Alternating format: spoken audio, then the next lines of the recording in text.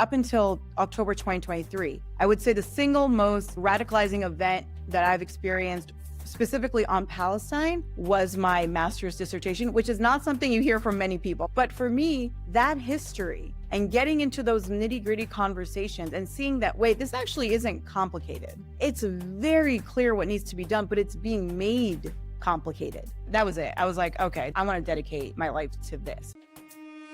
Good morning, good evening, good afternoon, whatever time zone you're living in, it's time for Sumud. All about humanity, so this right here for everyone. Uplift, amplify, empower everyone. Good morning, good evening, good afternoon, whatever time zone you're living in, it's time for Sumud. On this episode of the Sumud Podcast, we uplift, empower, and amplify Sana Saeed. Sana is an award-winning journalist and media critic who spent a decade at AJ+, analyzing how media shapes public understanding of global events. She hosted Backspace and the Occupation Style Guide, challenging mainstream narratives and dissecting journalistic framing.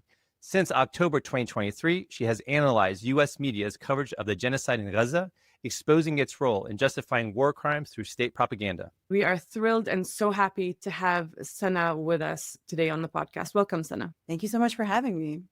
So first and foremost, Sana, I'm going to make it very clear to the guests, I'm going to mess up your name a lot, and I apologize. It's not out of any disrespect. And then number two, how did we do? You're the expert here. How was that opening? Just generally. Great. It was great. Okay, great. That was very great. Clear to the point. So welcome, Sana. We appreciate you spending time with us today. Can you talk about your early life? Absolutely. So I have a very fun life and jumped all over the place. I was born in Pakistan in the city of Lahore, which is in the province of Punjab. Punjab is split between Pakistan and India. And I was about 4, 5, 6 months old when my parents decided to move to the United States. We were in New York, where we spent about 12 years. Unfortunately, we were unable to find a route to green card or citizenship. So my parents ended up applying for immigration in Canada. Like the end of 1999, early 2000, we immigrated to Canada and ended up settling in Vancouver, British Columbia, which is on the West Coast. I spent about 6, 7 years there before I went to college in Montreal. Did my undergrad and my grad school at McGill University in Montreal. If you haven't been to Montreal, it should be on your list, and especially in the summer. I think it's one of the most wonderful cities in not just North America, like in the world. It's also like really racist, don't get me wrong, but it is a lovely city. In the summer, it's just a party every day. It's just stunning. Spent 6 years there, then ended up moving to like a very small town in northern Alberta where my parents had moved at this point in the 2010s. This, I feel like, really was very formative for me. When we were in New York City for a while before we moved to Long Island and then in Vancouver, and then ending up in this small town of 3,000 people, not too far from Alaska, was quite the experience. Spent a few years there working as a cashier during the day at a convenience store, and at night I was like freelancing as a journalist, emphasis on the word free. And then I ended up getting a DM on Twitter saying, hey, we're starting this new project for Al Jazeera in San Francisco called AJ Plus Labs. Do you want to come check it out? Like maybe just like see what you can do. And I'm like, yeah, sure. I got nothing else going on. And I went and ended up spending 10 years of my life until August 2024 with AJ Plus. That was in San Francisco, and then ended up moving to DC, and I've been here ever since. So you were there since day one for AJ Plus. What was that experience like? It was great. I feel truly so blessed that I got the experience to be a part of truly like a news history as well. I had gone in 2013 to do like a little bit of consulting work for a couple of weeks, and then they brought me back in 2014 as full-time. And we didn't launch until 1 or 2 months after I joined. So I was part of the launch team.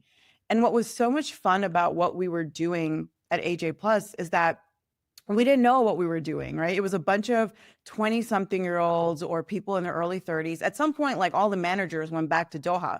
So it was just like us left there without managers. It was great. We had our executive producers, senior producers, and then of course, producers like myself. But we were like just told, hey, we need to somehow change up how people are consuming the news online in particular, and how millennials are. And there was actually a really great kind of philosophy that a lot of the brains behind AJ Plus kind of came up with, which is that instead of creating a centralized space for where people could go to the news, we had to take the news where everyone was. Meaning, and this is where we see the advent of like social news video. So we knew that people were on Twitter, people were on Facebook, of course, and when they introduced video onto Instagram, et cetera. So we knew people were in these spaces, especially the audience that we were interested in getting, which is at that point, millennials. And then, of course, later shifts to getting Gen Z and millennials. We're like, we're just going to go, we're going to take the news where they are. And we started doing like videos that were 30 seconds, 1 minute long, which, by the way, I was coming from a writer's background. I had no video experience. So also shout out to the guy who hired me, who was like, I see something here and you can learn video on the job. Like truly took a chance on me, but it was very hard to go from a long form, like as a long form essayist to be like, hey, can you explain ISIS in Syria in 30 seconds? And I was like, yeah, totally. Like, what? So it was a lot of fun in how we were just trying to figure out what's going to work. And it took a couple of years, but we really nailed that formula.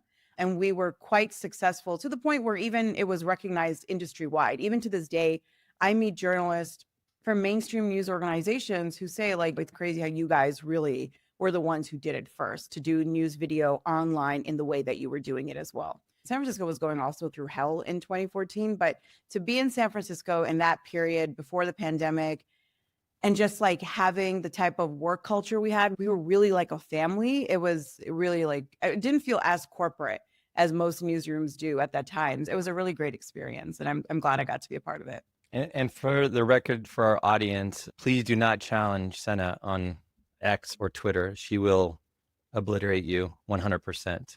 I feel like I've softened down. You've done phenomenal. You've taken out most of the bullies, so we appreciate it. So just going back a little bit, one thing that we've experienced as Palestinians is when we speak to previous generations or even our grandparents, they have trouble talking about the Nakba, and they don't want to reveal too much of what happened, more of like a trauma response, I believe. Your grandparents experienced the same thing with the partition. Could you talk about that a little bit?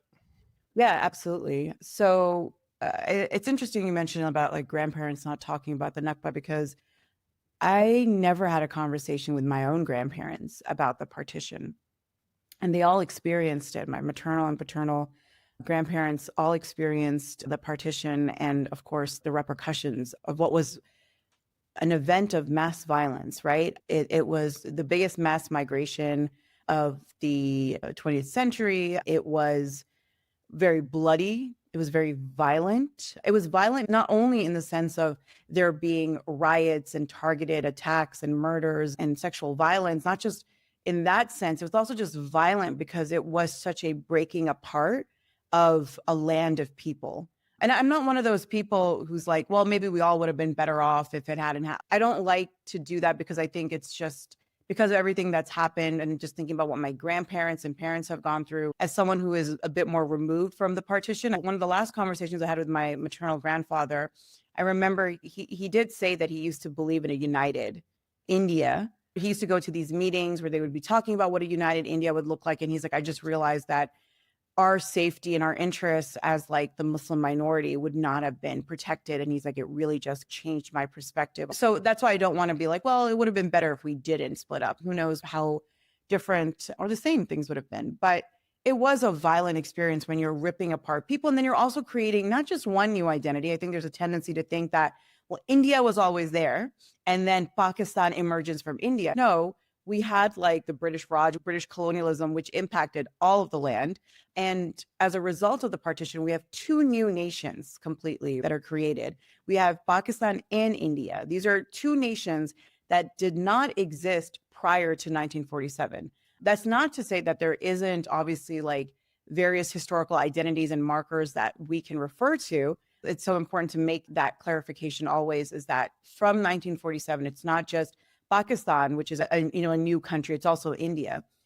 Partition is one of those things that in our family was like always there, but it's just not a conversation we're having very openly with our elders. Again, because of the violence that it entailed. Where I did start hearing a lot more about it was my parents, and specifically my father, right? My father was always someone who is a big lover of history, but he always felt it was very important for us as children to understand kind of what our roots were. And also just like where so much of our family history is. There's a lot of family history we just don't have access to because we don't have those documents.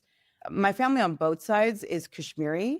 So obviously, as people know, Kashmir is also split up between India and Pakistan. So my family is from the side which we would refer to today as Indian occupied. My family on both sides, as a lot of Kashmiris did, we used to go between Srinagar and Amritsar. Amritsar is a city in Punjab. When partition happened, members of my family, like around that period of time, like there were all these trains that were essentially transferring people across this new border which was coming. And Punjab was, of course, split. And Punjab, for people who don't know, like there is a long, rich culture in Punjab which really transcends religion as well. Sikh Punjabi, Muslim Punjabi, Hindu Punjabi, there's such a connection through language, through poetry and all those, and food, of course.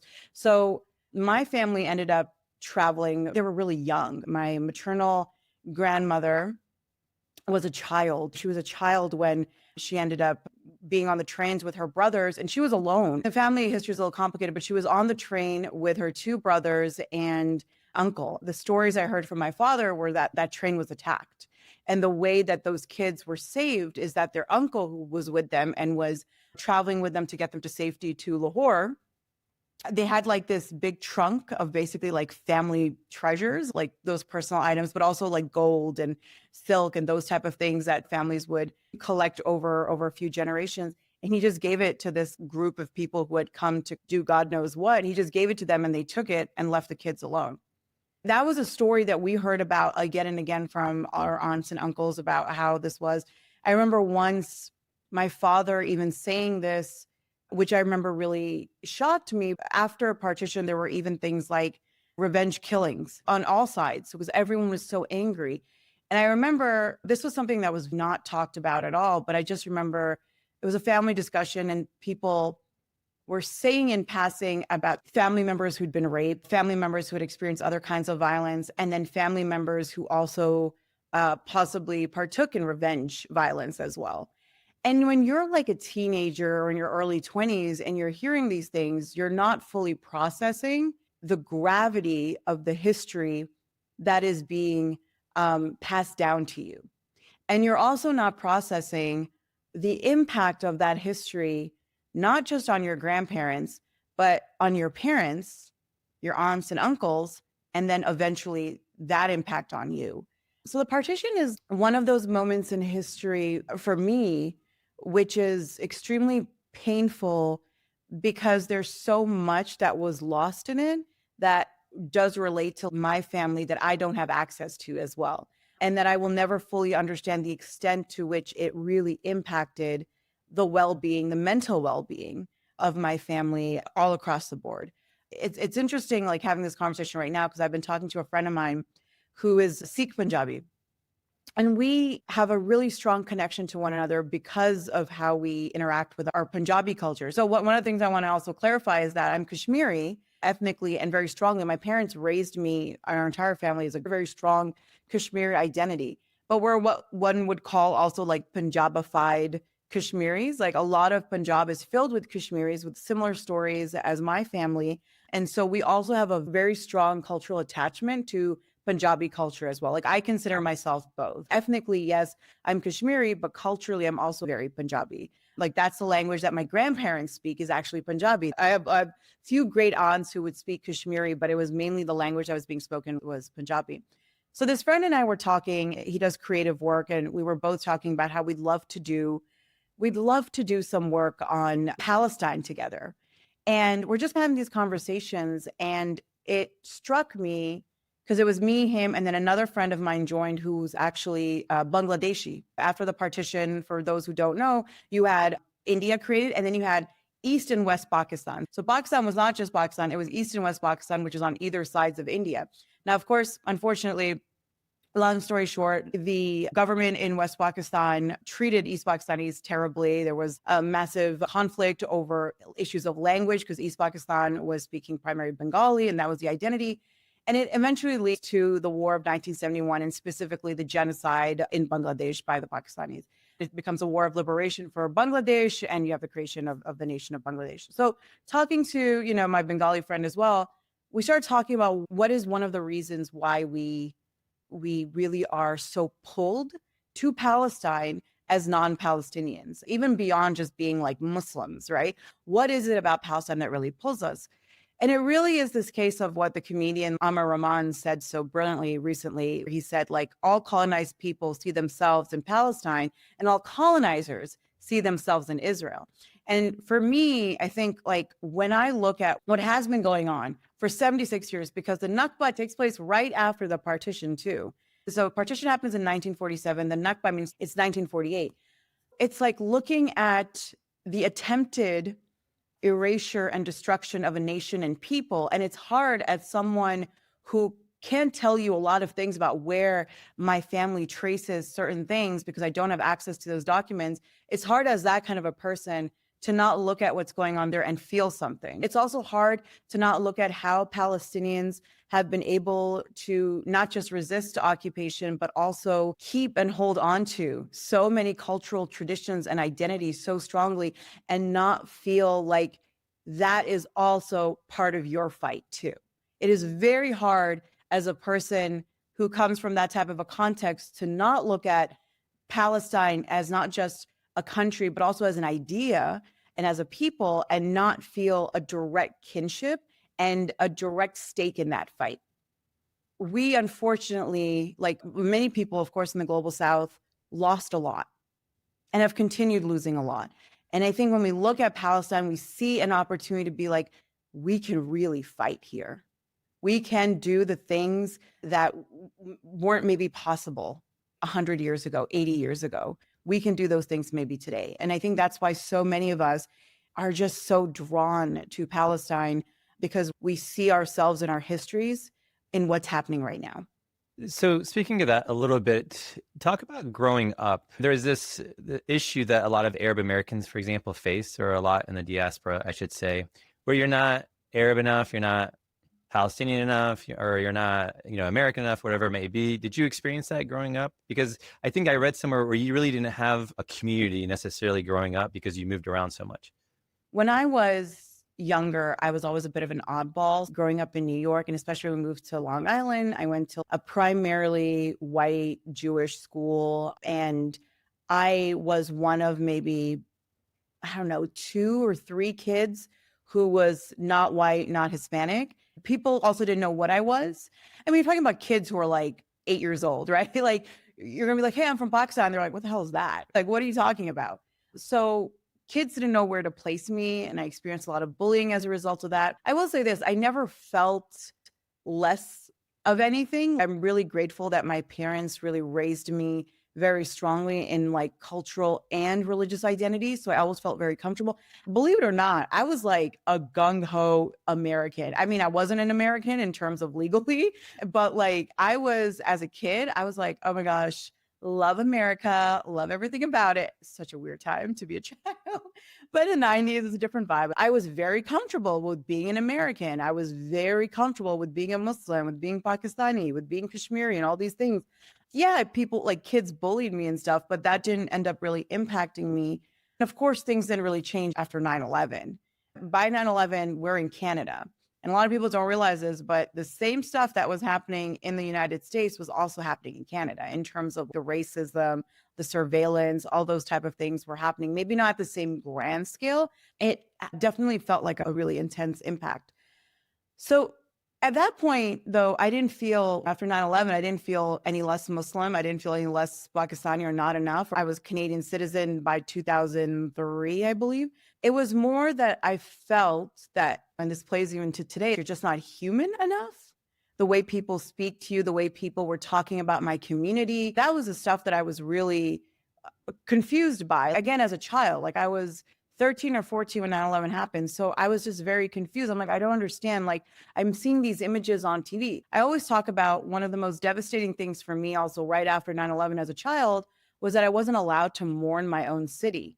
Like, I was devastated, but I didn't feel like I could mourn it. I used to wear hijab. So I also felt like, I have to take on this role where I had to now represent all Muslims. I had to learn about my religion backwards and forwards. I had to answer questions. I had to defend us, because what I was seeing depicted in the news media about people who looked and believed like me, I was like, I don't recognize those people because those are my people, but they're not like that. So what are we doing here? I think a lot of us who grew up in that era were thrust into that position where here I was at 14, 15 years old, arguing in online forums or in person about the fine details of Islamic law that I was learning and I was teaching myself and asking. I'd go to, whatever scholars I had access to or on the internet, which was a terrible thing for any child to be doing. Like, let me look this up. I've never had a feeling of not being enough, but it's definitely like people making you not feel enough of a human being, of course, community wise, not just me,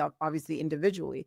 You're right. In terms of, I never really had a community. And I think that's been actually overall a blessing, even though it is sometimes hard. I can't relate to people who say things like, oh, I grew up going to the masjid. My community was like this. My community was like this. I didn't really have that. That's not to say we didn't have like, my parents were like isolated or anything of that sort. We had family, friends, like we had, in a general sense, a community. I just jumped around from place to place, from people to people, from community to community. And I think that ultimately allowed me to have a much more critical engagement with things in our communities. Like I could look at things that were happening from the standpoint of being a bit of an outsider who actually is very much so like still part of like the Muslim community. I very much so was like, okay, I'm a bit of an outsider because there are a lot of things here that I don't relate to because I didn't have that experience growing up. At the same time, I'm still, of course, part of this community in a grander sense. It's interesting listening to you speaking because when you were saying that when you were young, you would say, I'm from Pakistan, and they didn't know what that is. It's not in the language that children use, but I can assure you that every single time someone asked me where I was from and I would say Palestine, they'd say Pakistan. So for us, it was this correlation between Palestine and Pakistan is always a question every single time since I came to the US. It's always been Pakistan. There's a kinship there. In fact, another important point I think you mentioned in terms of growing up with this sort of idealism of what the United States is. And I think in the 90s and the 2000s, the United States and the West in general made imperialism cool. So you would see they would broadcast the amazing basketball players and they would broadcast these fantastic new American shows. And our own internal review of who we are and our identity became shaken by design. I truly believe it, sort of the propaganda. And you study this, you do this, learning about the media and working within it. So I'm not surprised. And in fact, I felt the same way about the 90s and the 2000s as well. You feel like there's a fog between the reality and what you're being fed. But it's really interesting as you developed and as you were growing in Canada and forming your own views of what imperialism is and what the West is and what's cool and what's not. What steered you in the next direction for your phase in life? I mean, it was the Iraq War. It was the war in Afghanistan. I was young. I was, again, 14, 15 years old. After 9/11, just seeing the sheer dehumanization. Again, you're a child. It's so shocking to see that level of dehumanization. Even now, when I revisit the news shows and talk shows and how they were even just talking about Arabs and Muslims, it's shocking that, like, we just whizzed right past that, never really had any kind of a conversation about how people were essentially called. I mean, we saw it again happen in 2023 and 2024, but people just going on TV and calling for the eradication of entire peoples. After 9/11 and seeing that kind of media dehumanization and the politics, I remember my parents sitting on the dining room table in 2001 on the phone with people they knew back in New York and finding out that they're like, oh, 'cause I'm sure you guys remember after 9/11, there were the NYPD and other federal agencies went around just like grabbing Muslim men off the streets, throwing them in trucks, interrogating them and deporting them. And I just remember that in real time where my parents are on the phone and then they're talking to each other about, oh, so-and-so was picked up outside the halal meat store and deported or interrogated and deported. And it was, again, as a child, you're hearing these things. You're like, what do you mean that this is happening? Like, what do you mean this is happening? And they invade Afghanistan, then they start talking about invading Iraq and everything that kind of goes with it. And again, I'm a teenager, I'm a child, but I'm still, of course, able to process a little bit. I'm like, okay, this is not cool. And at this time, I get much more interested in history and I'm reading more and more history. This is why it's important to read history, is that you start seeing patterns. And I'm like, oh, they didn't teach us this about like the Vietnam War. They didn't teach us this about the Cold War. They didn't teach us this about this or that. In both my American and my Canadian education, I'm like, okay. So it just comes down to a matter of like, I start out as being very anti-war. Then, of course, the images from Abu Ghraib come out, Guantanamo. You're seeing these things as a brown Muslim, invisible Muslim at that, right? I guess you get pushed in two directions. Either you get pushed in a direction where you're like, this facade has completely fallen off for me. Like, what are we doing? We're just sending people to this offshore incarceration camp, including children. There were some boys there too, like Omar Khader, who was a Canadian. So either you're going in that direction where you are being politically radicalized and the facade has fallen, or you're going in a direction where you're like, I'm all in. I'm about to get as American or Canadian, whatever it is, as possible. I'm about to just dedicate my life to the model minority type myth. I feel like those aren't the two only, but those were the two major kind of directions I feel, especially Muslims and Arabs, felt like they had to go. And for me, I was like, I had all these plans to be a doctor, typical like Pakistani, following the footsteps of my mom and like my uncles and stuff. And I was like, oh, I'm going to be a doctor. And as I was just seeing these images, reading the news, consuming everything that I was consuming, I was like, no, I want to be a lawyer. That's what I want to do. And I remember telling my parents that, and they're like, what happened to you wanting to be a neurosurgeon? I'm like, no. I want to be a lawyer. I want to be an international rights lawyer. That's what I want. International human rights lawyer. That's what I want to do. So I completely pivoted. I decided to go to school. I studied political science, and then I got really interested in Middle East studies. And just I'm like, well, if I'm already interested in the region, may as well go all in. So I start studying that. But I will say that my politics were not formed in the classroom. In fact, I think, universities, as great as some of them can be, as great as some professors can be, they churn you out to actually be in line with imperialism, not against it. Even if they're critiquing some modes of imperialism, ultimately, most of our universities, our entire education system is built to churn out people who might use the right language, but actually are not offering the real kind of pushback that's necessary.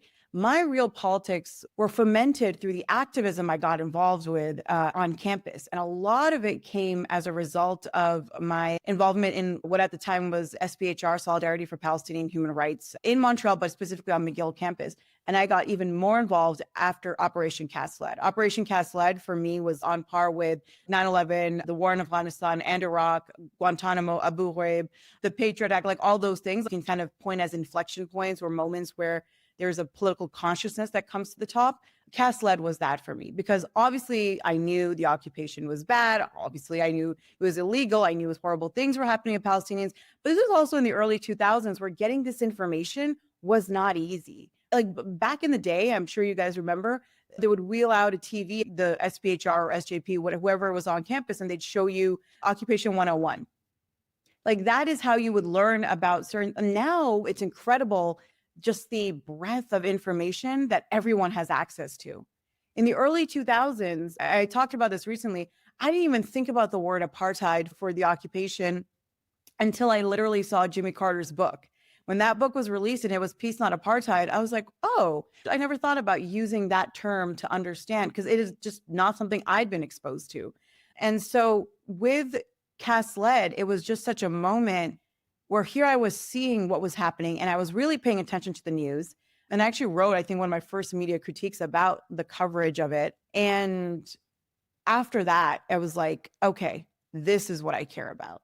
And I feel like once you also start studying and understanding the occupation in particular, it becomes very easy for you to see the bare face of American imperialism in particular. And then, of course, the broader European colonialism. And after that, I got so much more interested in all of that history and just consume myself and really just educating myself about American history through the lens of foreign policy. So looking at what the United States was doing in Central and South America, right? What the United States did in the 80s in Central America, which they don't teach you, is the blueprint for how the United States continues to go and undermine governments, to put into power governments who are more in line with US interests.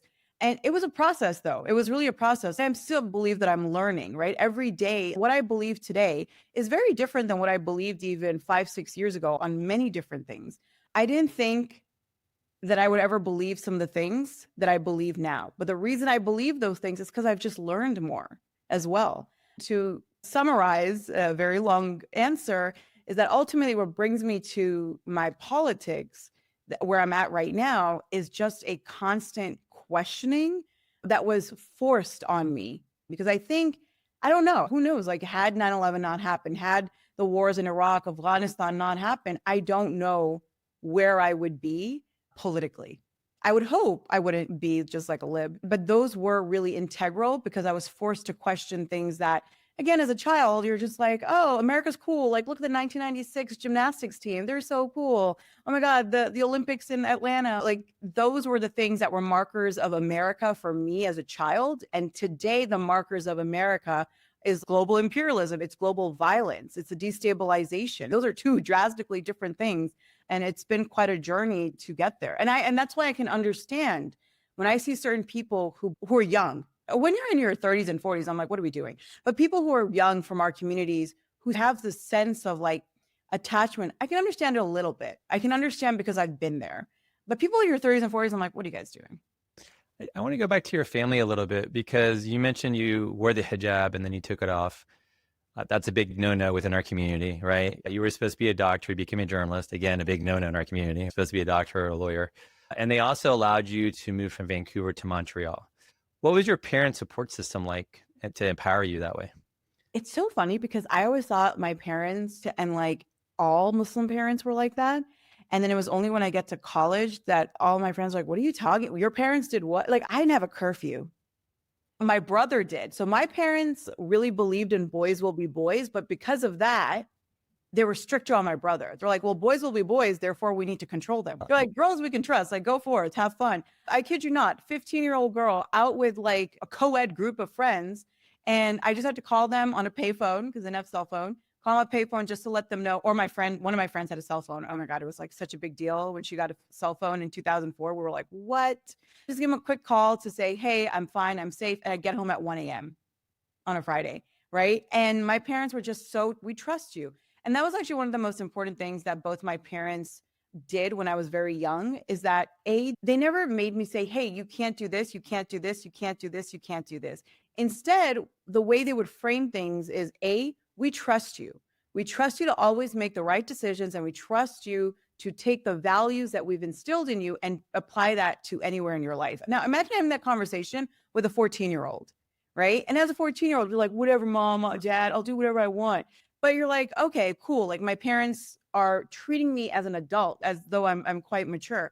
So you feel this responsibility, right? Or like in Arabic, it's an amana, right? It's like you've been given this responsibility and you're like, my parents have put this trust in me. I need to protect it no matter what. I need to keep it because if you break that trust, you also break a relationship with your parents. That, and also like when it came to things like, my parents were not like, this is haram, this is haram, this is haram.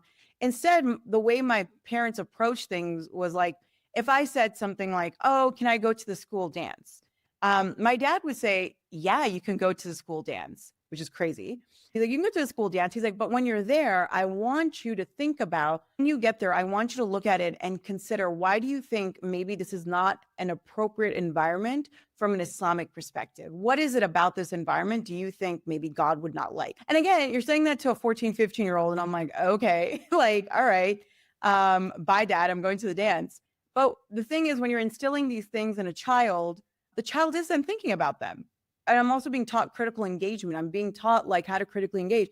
Oh, my parents were never like, you can't date. Not that I had any even interest in dating, but like they would say, like, think about like why maybe in our religion, we wouldn't want you dating. It would not be looked on as a good, healthy thing for you as a child. So they basically asked that I think about things. I actually critically engage. And I appreciated that because they treated me like an adult always. They were never forcibly telling me not to do this, not to do that. And I think because of the trust they had in me is why they then trusted me to go 3,000 miles away for school from Vancouver to Montreal, to live alone. I didn't even live in a dorm. I lived alone. And they trusted like their 18-year-old daughter to go and live alone there. When I was like, hey, I don't want to be a doctor, I want to go to law school. My mom was like, oh my God. But ultimately they're like, if this is what you're passionate about, okay, cool. And when I told them I wasn't sure if I wanted to be a lawyer and I wanted to go into journalism, they were like, okay, girl. But they were still very supportive because I think one thing I've always appreciated about my parents is that they have always told me, like, we see your talent.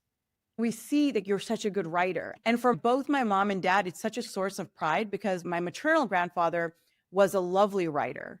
my paternal grandfather, he was really like into politics. And so my dad was always so proud. My mom was proud because like we see our fathers in you as well. And so for them, they were always so supportive of these things. And now they see the career that I've built and they're nothing but just happy about it. And I would not have been able, honestly, to do anything in my life over the last 20 years without their support, like really without their support. That's not to say there haven't been challenges here and there. I haven't had to fight for certain things. But even then, the things I've had to fight for, the fight wasn't that hard.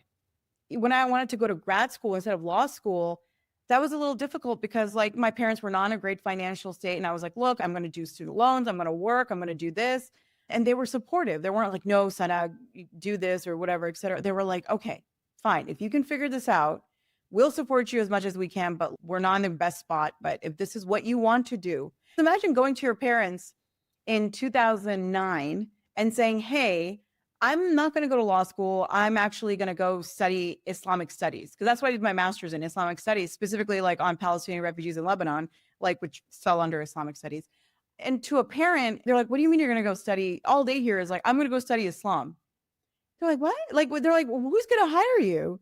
That's what they're thinking, because obviously as immigrants, they're trying to create a life which can create the foundation of a comfortable life for their children. So obviously that's very worrying, but I'm very glad that they had the kind of trust in me that they had instilled, like that trust from when I was a teenager to even now, like they still have that trust in me. Regarding the hijab, I think that one's a crazy one because I started wearing it when I was 13 and I was like really into it. I loved it. And I still do. And then I was just going through some things around 27. And I just like sat one day with my parents. We were like literally, I think, watching TV. And I said, hey guys, I'm thinking about this. And my mom didn't say anything. She like looked over at my dad because she was like, what's he going to say? And my dad was like, it's your choice. He's like, if that's how you feel, like that's your choice. And again, both my parents are very conservative people. They're very conservative people, but I've been very blessed with parents who are ultimately very supportive and can have really great open communication on these things. That's amazing. But that curfew thing still gets me. I mean, I still have a curfew. What is up with that? I know when I tell people this story, I'm like, my brother was not allowed to hang out in a group if there were too many girls. And it's so funny because now like, we're both in our 30s and he's like, you know, you're the son. Like he's like, you're the son. He's like, from a curfew, from what you're allowed to do. And I feel for him. They were so strict with him. He wasn't allowed to leave the province to go to school. I was like, peace, guys, moving across the country. And again, it was because my parents just took a very different approach to boys will be boys. Otherwise, people are like, boys will be boys. What can you do? My parents were like, no, there's a lot you can do and we will do it. Anyways, Sana, go forth and you don't have a curfew. Even now, sure, my parents are like, they're always worried about safety, right? Especially like living in the United States. My parents are like, what if there's a mass shooting? That's the stuff they're worried about if I'm out and about. So it is weird. And I didn't realize it was weird. I just thought it was normal. I thought it was a normal Muslim thing that people did until I met other families. And all of my girlfriends were like, no, you definitely had a very unique experience. Yeah. And if you don't mind talking about your master's program, your dissertation was titled In the Presence of Absence, A History of the Future of Palestinian Refugees in Lebanon. It seems like Palestine was always in your heart, no matter what. Can you just talk about that a little bit? Absolutely.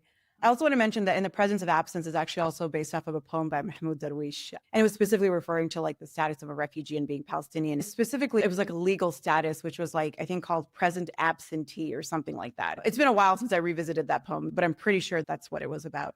Obviously, like growing up Muslim, like Palestine is like ubiquitous. It's everywhere. Al-Aqsa, Jerusalem. But as a kid, again, in the 90s and early 2000s, you don't have all that access. All you know is we need to free Palestine. I don't even think I really had a conception of Israel. I had just had a conception of Palestine, that it was a land that we need to free from. The thing is, I didn't even know from, we just need to free it. Like as a child, 7, 8, 9, 10-year-old, I'm like, we need to free Palestine. My earliest memory of like even hearing the word Israel, although it's probably not the earliest, but that's what like comes to mind immediately, was when we would have Culture Day in school. And in my elementary school in Port Washington, New York, which is Long Island, which is where I grew up, a bunch of kids came like representing Israel. And I remember this one girl in particular, you had to give everyone something from your culture. And so she gave us all shekels. I still have like a shekel from the 90s somewhere. I don't know where it is in one of these boxes. I'm like, that's crazy. I was like, Israel, what's that? Like, We still don't know what that is. By the way. that's true. Yeah. And I was like, that's what? Okay. And I remember, I think I asked my parents and they were like, oh God, here we go. Like I think they were like, all right, how do we, I think like my dad explained it as much as you could explain it at that time to like a 8-year-old. Okay, here's how it goes. But yeah, like Palestine was always, before it really settled into my heart, it was always like on the periphery. It was always just a thing. They don't talk about it in school. In the news, like during the second Intifada, you hear about, but I wasn't watching the news that much at that time in the way that I was after. You're a kid, so you're like playing outside, you're doing these things while you're getting the information through osmosis because your parents are watching the news. But I remember during the Iraq War, I got involved with like local anti-war, like far left, which is funny because I'm totally going to tell myself and I think it's fine. I went to an event. It was a Muslim event, like a random Muslim like Eid event. Like it was like a bazaar.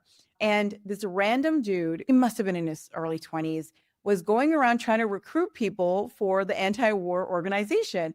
I was like, oh, he's cute. So I just walked over and I was like, hey, what's this all about? And then he told me about it, about the anti-war coalition. And I was like, wait, actually, this is pretty cool. I'm interested in this. And I started going to their meetings. It was so funny. My dad would drop me off. He's like, enjoy your anti-war meeting. Again, my parents were so supportive of this stuff in like a political climate where I was genuinely afraid in that period of time that Canadian police were going to come and pick up my dad and brother, right? And so I remember going there and they were having this meeting and they were like, wait, how old are you? I'm like, oh, I don't know, I think I was 15 at the time. And they're like, oh, well, we have these posters. Do you want to put them up in your high school? And I'm like, yeah, totally. Like, I'll ask my principal. It shouldn't be a problem. So I went home with all these posters to put up in the high school hallways. All the posters were about like an homage to armed resistance and to the Intifada. And it was like, glory to the Intifada. That's what I said. I really did not have a conception of what the Intifada was. I was just like, yeah, Palestine, let's go. And so I remember I took it to my principal, who I loved. By the way, I was like a prep. Like I was student council, all the groups, like honor roll. And teachers like give you so much leeway, which I abused. So I'd be like, Mr. Johnson, can I put up these posters in the hallway? He's like, yeah, it shouldn't be a problem. Let me just look at them. Let's see. Because he's like, I trust you. Trusting me can get you in trouble. No, I'm kidding. But he's like, yeah, I trust you. Show me. I show him the posters and he's like, Sana, these are for calls for armed resistance and glory to the Intifada. I'm like, yeah, it's great. And he's like, look, I sympathize with the Palestinians. And I'm sitting there, I'm like, yes. And like, to me, that's not a novel concept. I'm like, yeah, of course. Why wouldn't you sympathize with the Palestinians? Of course. He's like, look, I sympathize with the Palestinians. However, I don't know if we should be posting up posters in the hallways that are maybe glorifying violence. I do sympathize with what the Palestinians are going through. And then I just remember looking at him being like, okay, whatever. To be fair, he was also a Buddhist. So I feel like that played a little bit into it. Although in retrospect, I'm like, what was I thinking that a high school would be like, yeah, sure, glory to the Intifada, just put it up in this like Canadian high school. So at that point, I remember that moment so vividly because I was like, wait, is there something here that I'm not getting? Is there something wrong with the Intifada? Like what? Like why wouldn't, like they're fighting for their land. Like what's wrong with armed resistance? I was like, that's weird. Why? And from there on, I think I just became so much more interested in learning about the occupation in its entirety and not just simply from the vantage point of like, let's just free Palestine, whatever that means. Like, but we got to do it, right? Which was still this really young, immature, but as like learning about World War II, which in Canadian history classes, they teach you that throughout, but especially in high school, like you really go all into that. Again, we're not learning about Palestine in any way. But it's at that point where I learned about the British mandate of Palestine and it all starts coming together for me. And of course, by the time I'm getting into college, I've read a bunch already. I've seen whatever films I could find, which weren't that great in retrospect, but they're creating that foundation. And so Palestine, like part of those very formative years of university life, Palestine defined, I would say, my university experience. Because here's the other thing.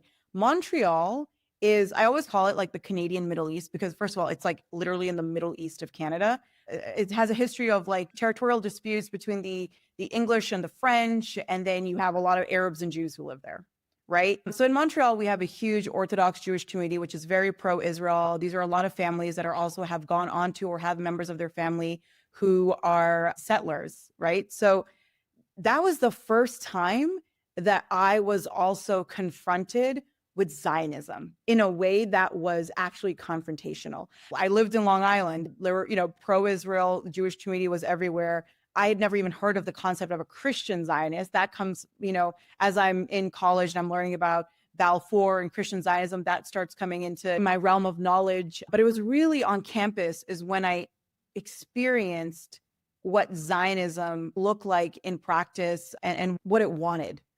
And to me, that was another awakening. It's one thing to learn about the occupation and the apartheid, the ethnic cleansing, the Nakba, all these things are so critical.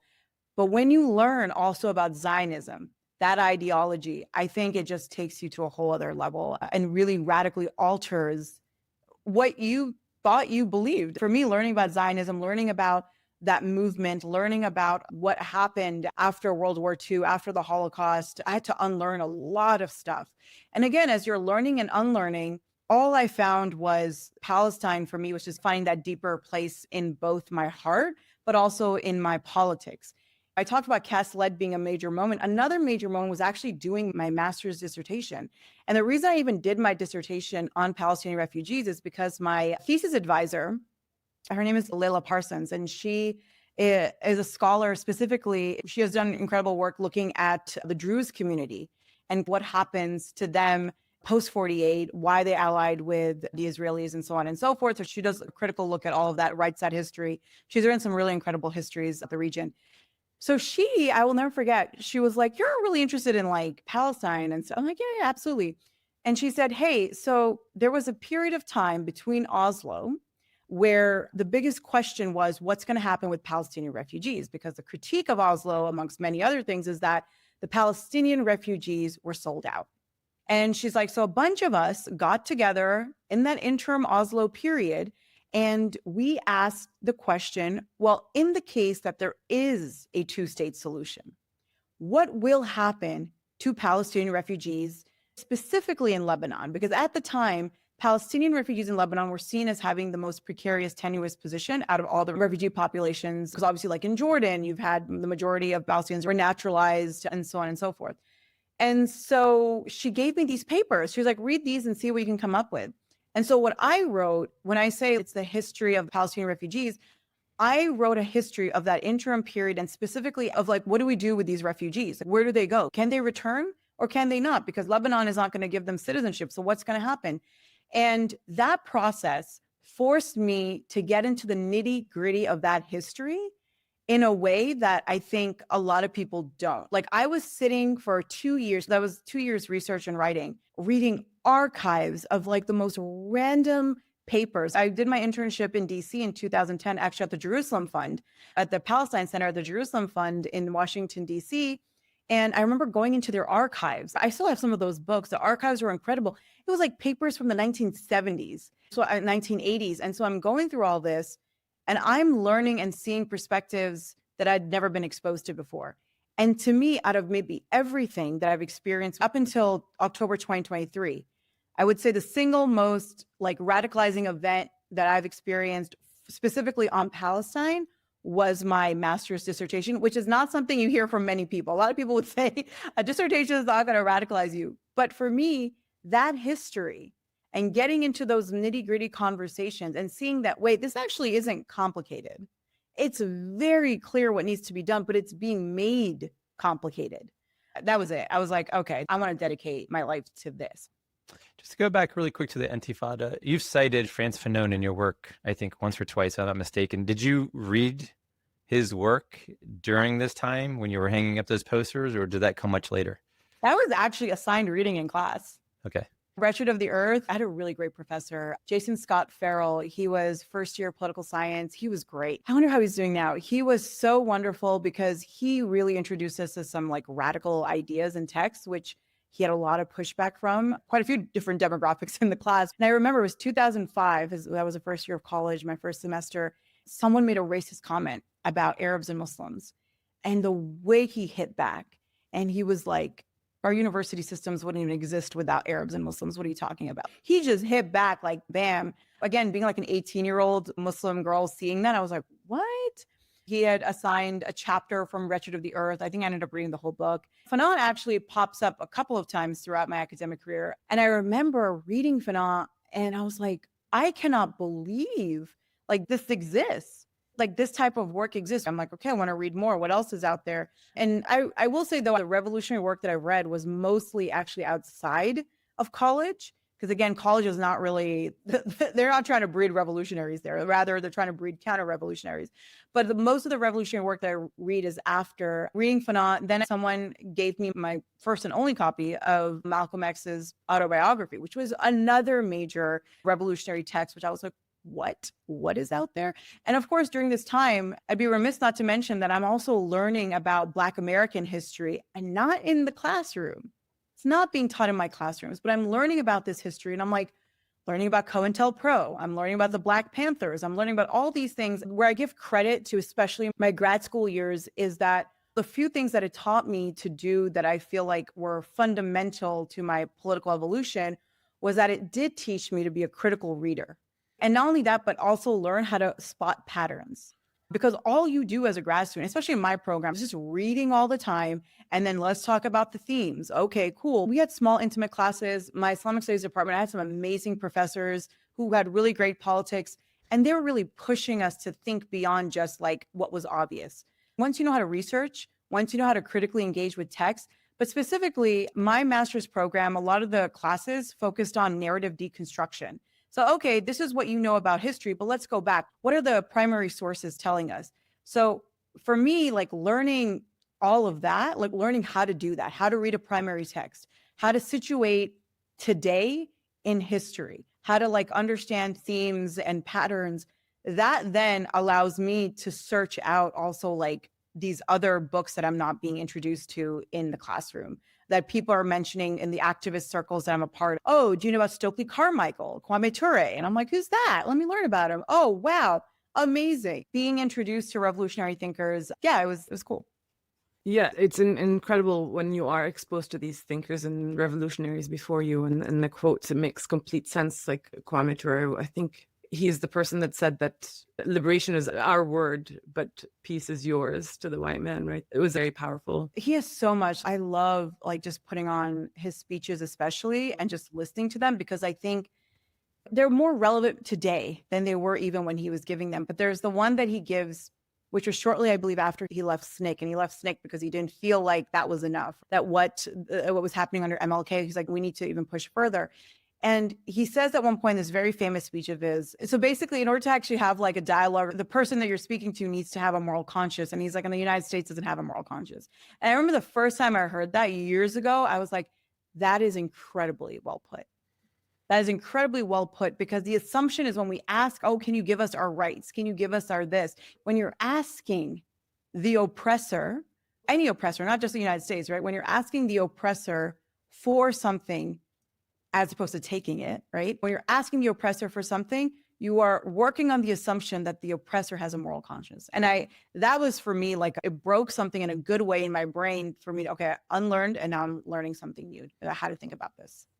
And it's no surprise, obviously, everything you're talking about, and we know this, that the school system is supposed to be a place for free thinking and even revolutionary thinking, but it's suppressed. And I think now more than ever, we see the suppression on school campuses for students, because they realize the magnitude and power of one amazing professor who will give you the opportunity and the access to the language, to the books. The Zionists are all over university campuses in K through 12 because they understand it. For sure, they understand. I'm not one to give credit to Zionists, but one credit I will give them is that they're very well organized, and they understand, especially on university campuses, on how to organize on campus, but also how to game that system. When I was at McGill, I'm not going to get into like the nitty gritty details, but we were out organized. And I don't mean out organized in terms of like people and support. Post-cast led, we had great momentum on campus. The biggest student groups on campus were signing on to supporting Israeli Apartheid Week, right? They were signing on to supporting BDS actions on campus. So we didn't have a problem of that. When you're doing general assemblies in the student union, the Hillel kids, as we used to call them, they would come in as though they were full-fledged lawyers. And actually, then we later found out they were consulting lawyers, actual lawyers. And they would come in and they would shut down debate, and they would do it legally, right? They would find a way that we can't even debate corporate social responsibility being adopted by the student union in order to divest from defense industries that are, this is back in 2009 and 10. We were doing that back then, or trying to do it.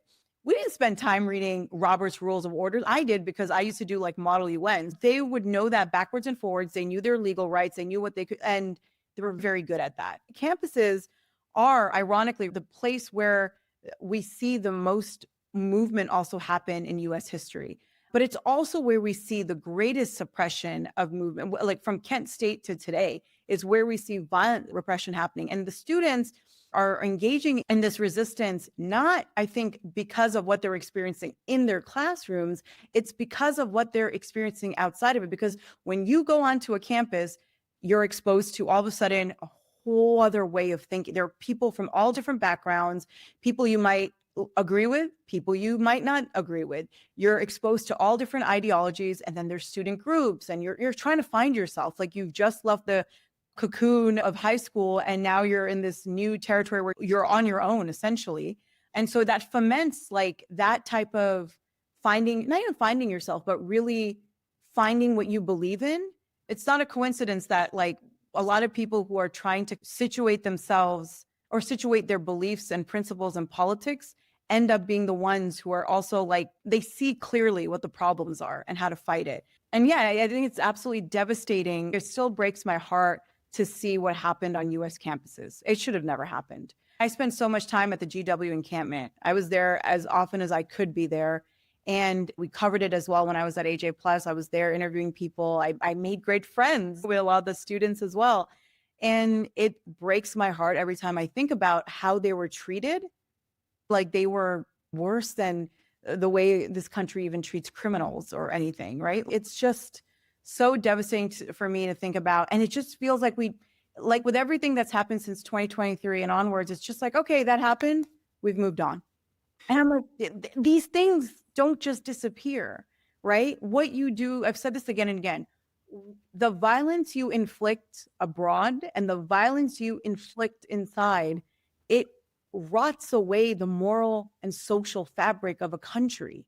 It does. You may not see it immediately, but that's exactly what's happening right now. We see it, but people are like, oh no, it's just Trump. It's like the reason why someone like Trump and his administration are able to do the things they're able to do is not just because he is somehow pathologically evil, right? He is someone who is also a manufactured evil. Right? So at this point, I'm just like watching everything, and I'm like, yeah, this didn't have to happen. And we have to remember, it didn't happen under Trump. It happened under Biden. So it's successive. But I want to take a second here and give a huge shout out to the GW students, the coalition that was formed. Even though the encampment was at GW, there were students from all over that showed up and were there for days and days and days and months. And so a huge shout out to those incredible students who really continue to uplift Palestine and the Palestinian people and are leading the effort forward. So thank you, GW students who did the encampment. So now I want to really quickly go back because I think it's really intriguing. As I'm working in this space that I haven't usually been used to, I'm usually on the ground an activist. I grew up in Palestine. So for me, Palestine wasn't really an American politics thing. It's an identity thing, right? So coming to the US and learning about the process of how things are done here, one of the issues on Palestine specifically was the division that is manufactured here, which is Palestine is a Muslim issue or is a religious issue. And slowly working in this space and trying to explain to people that it is not, it has been quite difficult. But I think with your master's degree in Islamic studies and then moving on into activism and seeing those spaces, a big problem that I only learned about again here and not too long ago was the MLI, the Muslim Leadership Initiatives.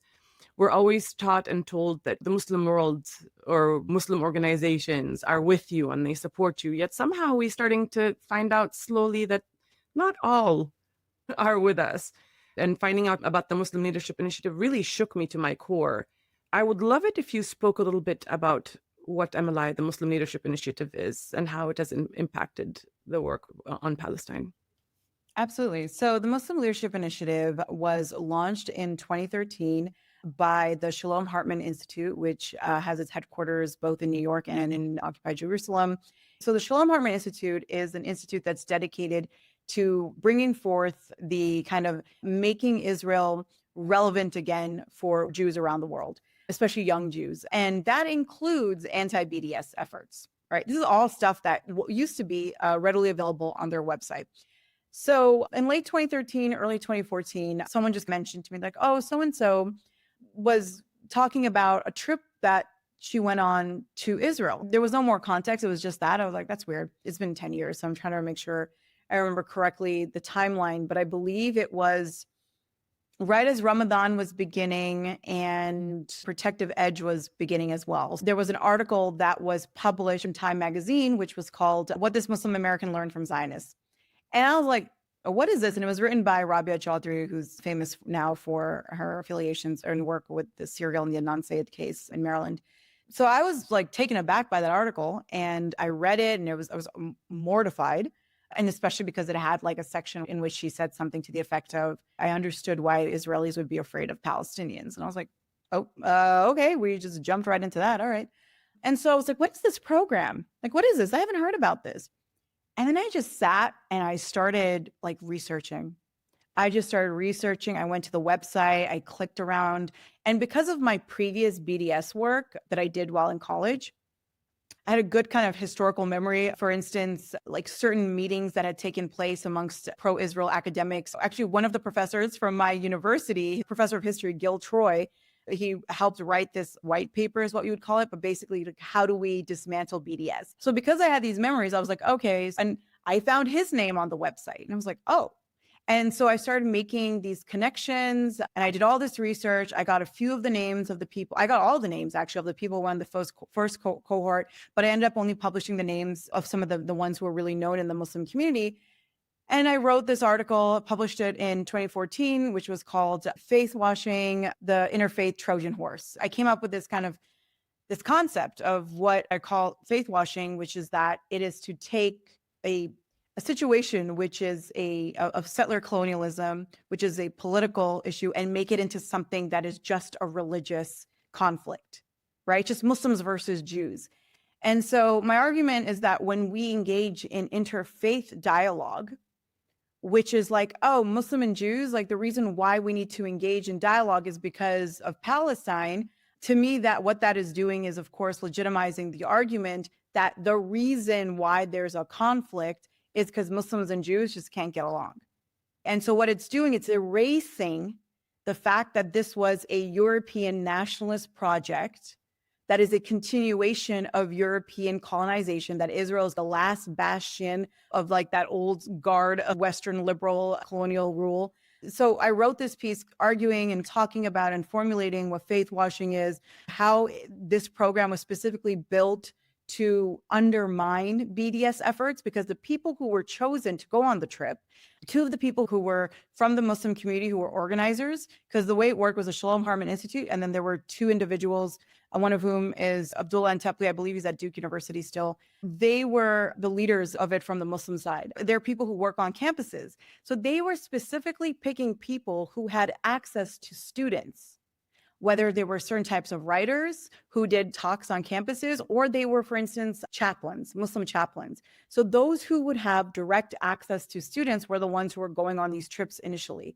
And so I pointed that out and I said, it's very obvious what's happening here is that we see that BDS is growing. This is again at a time where we see BDS resolutions being introduced across campuses. I'm like, this is very transparently an attempt to not only whitewash, faith wash, the occupation and apartheid, but also an attempt to completely dismantle the legitimacy of BDS efforts within Muslim activist communities themselves. Because let's say a chaplain goes on this trip and then they learn about Judaism, which is what we're told. They learn about Judaism, they do this, etc. Which I'm like, why do you need to go to Israel to learn about? I don't understand. Like, someone explain this to me. Did you just want a free trip to Palestine? Because maybe we can work something else out for you, but you don't need to go to Israel to learn about Judaism. Because then what that also does is that it conflates Israel with the center of Judaism, as opposed to there being Jewish communities in other countries too. But no, we can only learn Judaism in Israel. So I wrote this piece and I talked about all the problems with it. And it was intense, like writing that piece, because I had just gotten out of surgery, but I had to write it. And my intention with the piece was just to be like, what are we doing? Like, this is something that's happening. Let's not do this. Like, let's have a conversation and let's not do this. And I didn't think it would become what it became. And what it became was that it just put this line in the community about how to engage on this issue. Because a lot of people were like, well, is it that big of a deal? Like, what if they come back and they can talk about the occupation? I'm like, well, then that defeats the purpose of what the program is. Like, ultimately, you're still crossing a picket line. You're also still like legitimizing anti-BDS efforts. You're legitimizing an organization whose founder is talking about how it's okay to kill Palestinians. Like, what are we doing? And to me, that was such a moment where I was like, I'm sorry, I thought we agreed on Palestine. I thought of all the things. We may not even agree on when like there's a moon for Ramadan for when it starts, but at least we agree on Palestine. And all of a sudden, that was a moment where I was like, oh, there are people who think this is completely fine and normal. And it was ugly. Like, that period was such an ugly period of time. The conversations, the way people came after me and others who were critiquing this, we were really blacklisted from parts of the community. I was really blacklisted from many parts of the community. And people started affiliating my name with like, oh, Sana, she's a troublemaker. Words that are very gendered too, right? Like that we're using for women, like that provocateur and whatnot, or spreading fitna in the Muslim community. I was like, what is going on here? Unfortunately, it was a really ugly period of time. But I think what was good about it is that it drew that line in the sand. But like, you do this, you should not have legitimacy in the community to talk or engage on this topic. So yeah, that was 10 years ago. MLI continued after that. They started going underground, like not really revealing who was going on the trips. People were like sworn to silence. You still get the names here and there. I don't know if they've gone in the last definitely not in the last year. It's not happened, but I don't know when the last cohort was. But it was unfortunately that trip has happening, although MLI in particular does have a lot of negative connotations to it now. So a lot of people do stay away from it. That being said, that was just one program.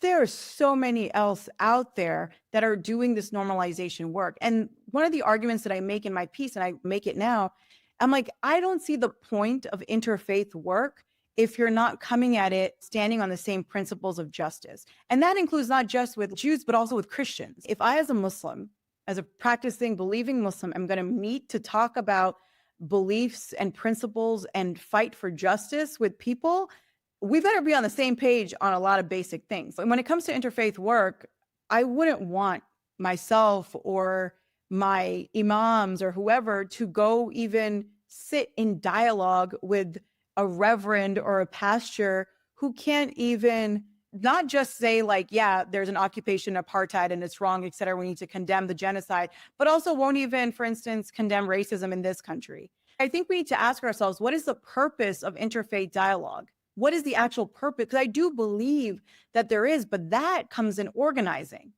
right? When we look back at the civil rights movement, when we see like cross-religious lines people were organizing, they were organized because they were all coming together specifically on the issue of like civil rights. So they believed in that principle together.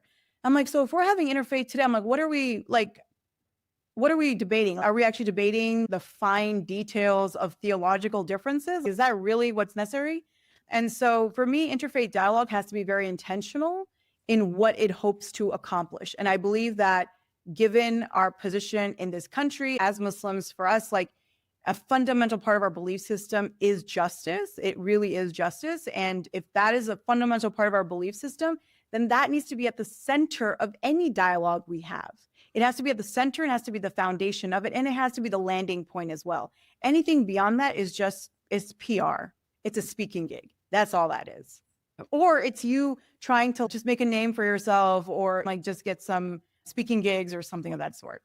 Very self-serving. Absolutely. I have a serious problem with interfaith work, not because of the faith aspect of it, but for me, it's not so much the communities that do go on MLI. Yes, of course, that's awful and nobody should ever do this. But it's also about the fact that Zionists and Zionism has been entrenched in the idea of Judaism. And you have rabbis who are fully Zionists under the umbrella of interfaith dialogue, sitting together with Muslims and Christians, normalizing the idea of Zionism by breaking bread together. Look, we're friendly, a Muslim, a Jew, and a Christian sitting together. We're friendly. I definitely support the idea of what you were saying on principle. And for me, one of those principles is you have to be an anti-Zionist if you are going to engage in interfaith dialogue. You have to be. Otherwise, it is a tool that is used by Zionists, both Christian and any faith Zionist, to advance an extremely dangerous ideology. And we've seen it happen. We've seen it happen in the US. We've seen it with MLI. We've seen it with them becoming the group that is listened to, the interfaith dialogue. Those are the faith leaders, if you will. And then everybody else that's speaking truth to power is radical and pushed to the side. Now, I'm so happy to see, and I would love to hear your feedback on back then versus now, the fact that there are Christians and Muslims and people of the Jewish faith meeting together on the anti-Zionism perspective, not necessarily just because there's a Jew and a Muslim and a Christian sitting in a room. No, I think that's great. And I think that's necessary. We've seen also that solidarity in Palestine itself, right? Because Palestinians are Palestinians, whether Christian or Muslim or however else. I keep thinking about that one, I believe it was Palestinian Greek Orthodox. He's something to the effect of how he wished he could put his body in the way of the bullets and bombs that were killing women and children in Gaza. It's so beautiful. But that to me is interfaith. It's like we are one people, and like your life and my life are equal. There's no like greater and less than. I think it's great that we do see that happening. At the end of the day, I don't think Palestine is like a primarily a Muslim issue, but I understand the reverence of it for Muslims, of course, as I mentioned earlier as well. But I think despite that, what Muslims also need to remember, not just Muslims, but including anti-Zionist Jews, anti-Zionist Christians, is at the end of the day, the people who need to be the starting and landing point of this conversation have to be Palestinians. And I think, unfortunately, in a lot of anti-Zionist spaces, that is not happening enough. And we have seen also the consequences of that, because when we see the policing of language that Palestinians themselves are using, because it's too alienating, it's too this, it's too that, that means other people who may be anti-Zionist or may have good intentions are then determining the bounds of liberation and the bounds of also analysis for a people, as opposed to allowing those people to determine that themselves. So that's the only thing that I think we always have to be careful of for those of us who are outside of the Palestinian community, like how are we talking and engaging with this? You know, that article that you were referencing about the interfaith Trojan horse, I could not find it anywhere. Yeah. So unfortunately, it's really weird. So the website went down. I guess they discontinued it, but then it came back up briefly as an archive, but now it's gone again. So I don't know what's going on. You can find it on like a Time Machine or something like that. I'm going to like reach out to maybe Mondo Weiss or someone and be like, hey, is anyone going to host this? Because I do think it's an important piece. I am hoping to actually write an updated going into the concept of like faith washing and also the repercussions of that, right? So 2014 to me is a symptom of something that started in 2001, which was the state-backed creation of Muslim American political impetus. What we see happen from 2001 up until 2014, and then the conversation that we're having then and the divide we have within the community, and especially the kind of creation of a Muslim elite, right? Which was a weird term that didn't exist prior to that, but we see the creation of this upper crust of Muslims who have been given or taken a mantle of representation for all members of the community in political conversations. All of that, to me, leads to this moment in October of 2023 and onwards, where the Muslim community, I should say in particular, is not at the forefront of fighting this on the domestic front, right? We should have been there because we have the resources, but we don't because we have been made politically impotent. That is why this matters so much, is because we have sometimes intentionally and sometimes unintentionally, and more often than not, it's been forced upon us where our power as a community has been chipped away slowly. And of course, it's going to happen. We live under a surveillance state. Post 9/11, all our charities were raided. Holy Land 5, right? Imprisoned on trumped up charges. There's so much that happened. Mass surveillance, deportations. Our mosques became places where people were terrified to say anything political beyond like, you should vote. And so when you lose a foundation in any community, it just becomes an amorphous blob that doesn't actually have any grounding principles, which is why I think we saw that divide in 2014 happen. And it was so shocking because we're like, we didn't think this is how bad it had gotten, where something as simple, for, in my opinion, as solidarity on Palestine, all of a sudden became controversial. So I'm going to do a hard pivot here, and this is going to come out of left field. What does Romeo and Juliet mean to you? Romeo and Juliet. Let's see. The first thing I think of is like Leonardo DiCaprio and Claire Danes, and that scene with the, what do you call it, aquarium? And I'm like, ugh, amazing film. Obviously, I used to love Romeo and Juliet. I loved all things Shakespeare, although growing up, you realize that the greatest Shakespearean play is actually Othello, which is my favorite. I can reread that again and again. But Romeo and Juliet, to me, as I've grown up, I'm like, I think this is tragic. I don't know if it's romantic anymore, guys. These are a bunch of teenagers who did not have any patience at all. It's a great story about like the frivolity and zeal of young love and how it can destroy both those involved and everyone on its periphery. That's what Romeo and Juliet means to me now as an adult. And I asked that for a specific reason. It seems a lot of your work is influenced by things that you've read in the past or things that you enjoyed watching. Pop Americana, for example, I think was influenced by VH1 Behind the Music. Clarissa explains it all. I'm just going to leave that there. I'm not going to explain that anymore. Okay. But it just seems like you had a lot of these 90s type of experiences or shows that you watched that influenced your sort of profession now. Is that accurate?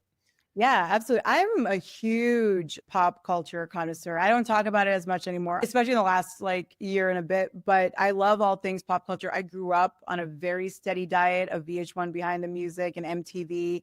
I listened to a lot. I was like such a music head. And I'm one of those people where even if I haven't seen the show, I know everything about it. And for no other reason other than curiosity, like Game of Thrones, never watched an episode. I can tell you probably anything about it or more or less, oh yeah, there's this and that. Just because I really just enjoy those things. I love pop culture, trivia, so things like that. And for me, the 90s in particular were such a fun time, and early 2000s too. Well, 2000s get a little weird, obviously, because of 9/11, and you see the influence in pop culture with that. But the 90s, and because the 90s are also post-Cold War. Grunge comes out of this time. There's a very different kind of engagement. It's a new world, right? We don't have the Soviet Union anymore. What does that mean? And so you see a very different engagement in music, especially in TV shows. I loved it. I absolutely love 90s pop culture and early 2000s. And so, yeah, a lot of that does influence my humor. My brother and I, we grew up watching The Simpsons every day from 5 to 6. We watched 2 episodes of Simpsons every day. My parents, they were like, what are you guys watching? A cartoon. They're like, all right, cool. Like they didn't know what some of the humor was. We watched Simpsons, early Dave Chappelle, heavy influence, Mad TV, heavy influence, like that stuff. Not SNL, Mad TV. If you remember what Mad TV was like in the 90s and 2000, whoa, it was crazy. Like I was watching recent I was like, oh my God, I can't believe I was watching this with my mom. My mom loved Mad TV. So that stuff influenced my humor and then also just like my approach to how I might want to frame certain things, or maybe no one else will get it. But for me, I'm like, I'm doing this in the way of whatever. So, yeah. So knowing all of that, let's just say in a few years, because I know you're on a bit of a sabbatical right now, doing research and things of that nature. What's next, or what previous influence are you thinking in your head of a new show or podcast or whatever it may be that you're possibly considering? Yeah, totally. I will say, despite the situation that led me to it, I think obviously everything happens for a reason. And for me, after being laid off from Al Jazeera, obviously it was a shock, but it forced me to like stop for a minute, especially over 2023 and 2024. It was like nonstop. It was nonstop. There were weeks I didn't leave my apartment because it was just like, got to do this, got to get this done, got to do this, working just overtime. And I think my body and my mind were like, you need to just stop. And of course, it comes to the idea that you're only as useful to a movement, to your family, to whoever, as healthy as you are as well. So I've taken some time. I'm still doing things obviously here and there, commenting on things, but I'm also figuring out, okay, I'm conversations with some folks about what those next steps could possibly look like. People keep asking me like, do a podcast. I'm like, oh, okay, I think I'm going to do it. It might happen. You guys get the exclusive. It might be coming, but we'll see. Like, I want to do that. I really love doing Backspace. That was finally where I found a home in terms of the type of work I wanted to do, which was media critique that was informed on like historical background and engaging with like issues of national security and foreign policy. I was like, this is like literally everything that I've ever been interested in and what I'm passionate about in one show. And I would love to be able to recreate that. And that's something that I'm going to work on. I know everything in media works really fast, and you have to be fast, unfortunately, in this career. But for me, I think if I want to do it, I want to do it right. I need all the resources to make it happen. I want to bring that back with different title, because Al Jazeera, but a different title, and continue doing that work, because I think what was also very rewarding about doing Backspace and Occupation Style Guide was that me and my producer especially were seeing in real time the impact that work was having, not just amongst like the audience, but also like in the industry, right? Like I had journalists reach out to me and be like, oh, thank you for this, for the Occupation Style Guide, for this episode, because I used it in my newsroom, because we were using the term Israel-Hamas war. And I used your episode on that question to push back against our characterization of it. Or, oh, thank you so much for this episode on Backspace. I actually showed it in my class on China, et cetera. So I could see how people were actually responding to the show in a way that I was like, this is amazing. This is why you become a journalist. I don't ask that people agree with me, but I do ask that you at least consider what it is that I'm like saying, right? There was a journalist who reached out to me and he said, hey, he saw my Backspace episode, which might be my favorite one. It's called Why Israel Matters to Americans. And it's specifically looking at the role of Israel in the American imagination. So it's beyond foreign policy, beyond the lobby. It's like, why does Israel have this type? And it's all about a cultural narrative that Jewish Americans who are pro-Israel have been allowed to create versus the cultural narrative that Palestinians have not been allowed to create whatsoever. I use the work of a lot of different scholars, but in particular, there's a great book by the late Dr. Amy Kaplan called Our American Israel. It is such a good book. And that's one of the top recommendations I make to people these days, because I think it just opens up you even more to like understanding that relationship at a deeper level. So I remember this journalist reached out to me and he was like, I just want to let you know that a friend of mine, who's actually quite a bit of a Zionist, watched that episode of yours and walked away from it being like, I have some thinking to do. And for me, I was like, that to me is great to hear. It's really great to hear that if I can help make some cracks in someone's very poor belief system, I'm happy. Overall, my goal is like media literacy, because we're so inundated with all types of media constantly. My passion is also like making sure that we are understanding how power itself makes itself present in what we might think is a mundane headline or a mundane report or news segment or tweet. Like being able to read the power that is actually within the news that we are being shown. And one of the biggest things I respect you for, and I'll let you give credit to the person that said this quote. So this is a bit rough, but you generally say to yourself, never have I debated anyone with the intention of proving them wrong. Rather, my intention is that the truth may be manifest through us both. And I think you've done that pretty consistently. Oh, thank you. I appreciate that. And I believe that was a quote that's by Imam Shafi'i. And I remember I came across that quote probably in 2012 or 2013. And it was such a profound way of thinking about arguments, such a profound way of thinking about debate. Look, I'll take the bait, but over the years as I've matured, I've definitely taken that more to heart, and just remembering that ultimately I'm not here to win an argument. I'm just here to present one and just help. And as the quote says, I just want people to maybe think about it. And maybe if it helps them reconsider certain things, then I'm happy with that. I'm very happy with that.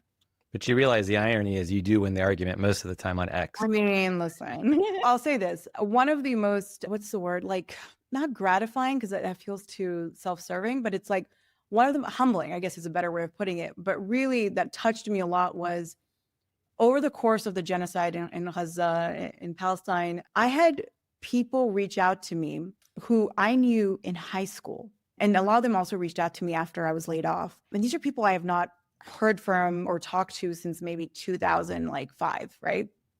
So 20 years.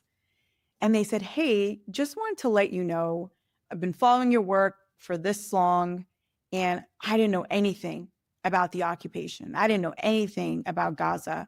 And now it's all I want to know about.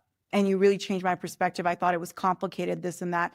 And to me, to hear that from like a handful of people I went to high school with, especially like in high school, one of my former bullies actually was one of the individuals who sent that message, who used to bully me in an Islamophobic way, call me like a little terrorist. That's the kind of journalism that matters to me. It's not about making a big splash, having all the speaking gigs, all that stuff, the sexy stuff. It really comes down to like, are you fundamentally challenging and making people reconsider what they think is the truth or what they think is just? And so when I got those messages from 3 or 4 former high school peers of mine, it was very like an emotional experience for me and very humbling. So, Sana, it's been a pleasure, but I do have one last question for you, if you don't mind. And it's probably the most serious question that I have in this whole conversation. In 2015, you said, what are you going to be doing 10 years from now? And you said, serving the community, pushing the status quo, and finally having dinner with Drake. You've done the first 2. But did you have dinner with Drake yet? No, that's not going to, I'm not going to, oh God. You know what? In 2015, I wasn't even, by the way, a Drake fan. I just thought he was so funny because he's a Canadian. I knew him from Degrassi, which is why Drake's career has always been bizarre to me. No, so definitely not going to be having dinner with Drake. Although if that does happen somehow, I'll be like, well, I manifested that into existence. But no, I do not have any intention of having any dinners with Drake, especially not in this climate, not in this Kendrick created climate. I was going to say maybe Kendrick and that guy at the Super Bowl who had the sign. Oh, I love that. That man was a backup dancer who came in ready. And I love it. True, for me, it's one of the greatest moments in American protest history, truly. I did not care for the Super Bowl, but when I got that notification and I saw it, I was like, that is a real one. Because this is the most watched event. And all those people saw that. And I love it because I'm like, as we're seeing right now with the Democrats, all of a sudden they've discovered the word ethnic cleansing. All of a sudden, right? We're being forced to believe that the physical displacement of people is worse than the eradication of entire bloodlines that they were overseeing for 15 months. So they're trying to whitewash and completely erase what happened under the Biden administration. And so I think in this kind of a climate, those little disruptions that remind people of Palestine and of course Sudan too, but that make people a little uncomfortable, I love to see it. Never let them be comfortable as far as I'm concerned. Never let a genocidal country be comfortable. Yeah, and I've always said that had the genocide started under the Republicans, it would not have lasted as long. The Democrats are so good at doing nothing when they're in charge and doing everything when the Republicans are. They're doing prayer circles. Thank you, Hakeem Jeffries. It's quite sickening, and they've exposed themselves really over the last 16 months. But Sana, thank you so much for joining us and for everything that you do for Palestine and for media, actually, overall. Thank you. Round 2 in person, right? Deal? I'm 100% down. All right, great. Thank you so much. Thank you, Sana. Listen, stay tuned, cause it's time for Sumud.